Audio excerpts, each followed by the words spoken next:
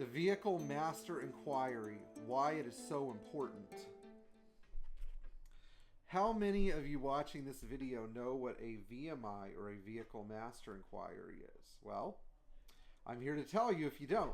The VMI is the internal report and documentation that Mercedes keeps on every single car that had a VIN number that was a letter number format VIN number produced after 1981.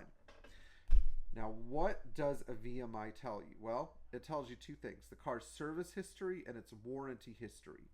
Although it doesn't cover maintenance items, it does cover a good number of items that won't show up in the Carfax, and it helps you track the car's mileage.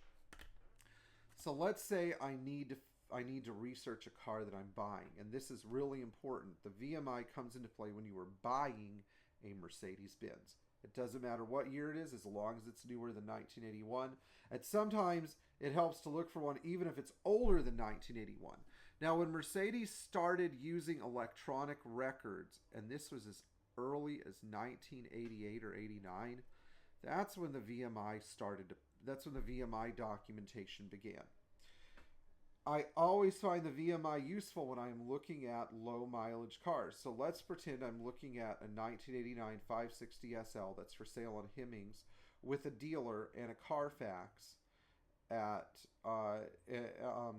with a dealer in the hands of a dealer and with a Carfax, but some question still about its past. Now, in 1989, that car would have been sold using a dealership code. The dealership codes are hard to look up, but they are on the VMI. I would call my local Mercedes dealer and contact the parts department, hopefully a parts guy you are friendly with, and it doesn't matter what Mercedes dealer it is. And then you ask, hello, do you have any service history for VIN number WDB, BAB, whatever, your 560 SL VIN. The parts department will say, hold on, let me look it up. Now, two things will come up: the service history, when the car was at the dealership last, but not necessarily all of the service history.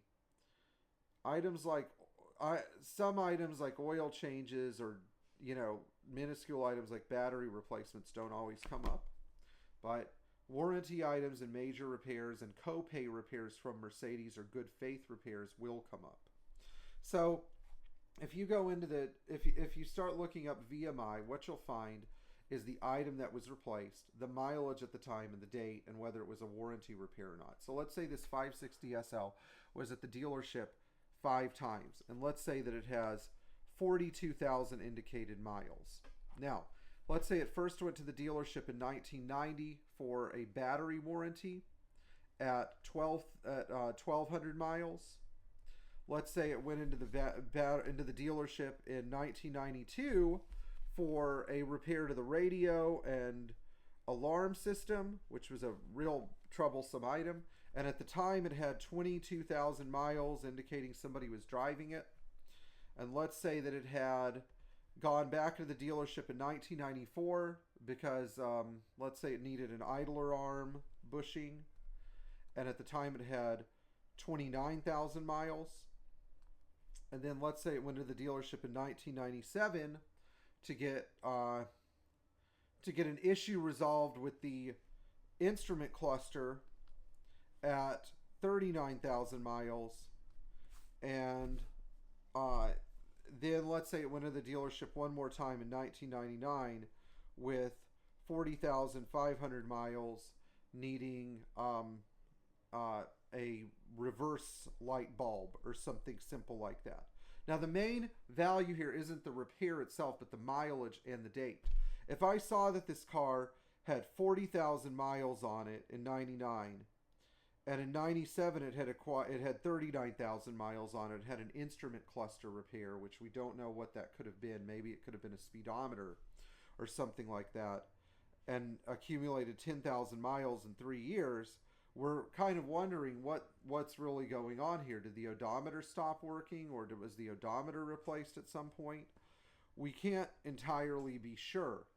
So what we're going to look at here when we go inspect the car is the odometer assembly itself. We're going to pull the whole, it would be advisable if the owner will let you do this, to pull the steering wheel, pull the instrument cluster, look at the back of the speedometer for a blue date and month stamp to see if it was ever replaced or ever worked on by Mercedes. Now, I'm not saying don't run away from a car because it has an odometer discrepancy, but the VMI can help you identify that something odd is going on and that the car may have had an odometer replacement at some point in its past.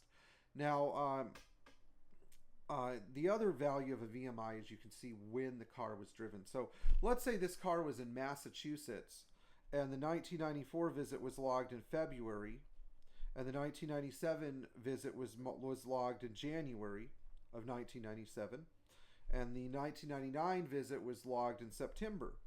So what you can infer from the dates in February and January is that the car was being used during the winter. So that means that you need to check underneath this car for any body corrosion or rust. Now, if you're looking at a 42,000 mile 560 SL, my hunch is that you'd want the car to be as perfect as possible. So this would indicate the need to go underneath the car and really inspect it in a lift, make sure somebody didn't use body undercoating or paint underneath the car to hide any corrosion.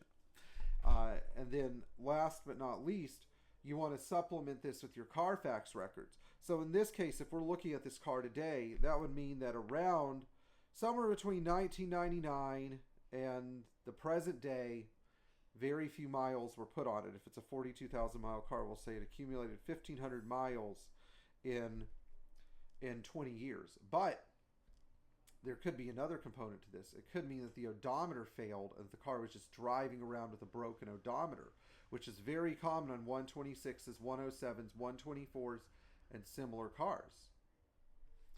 So the VMI can provide one more valuable asset for you, and it can help you determine if you get a lemon. This applies mostly with modern Mercedes-Benz, which is a topic we don't discuss very much on this channel. But if you have a, let's say, a 2009 S550, and you go in and look at the VMI, and you see a bunch of warranty items, like warranty item after warranty item after warranty item, you may be dealing with a lemon. So I would say check the car out carefully and make sure everything works.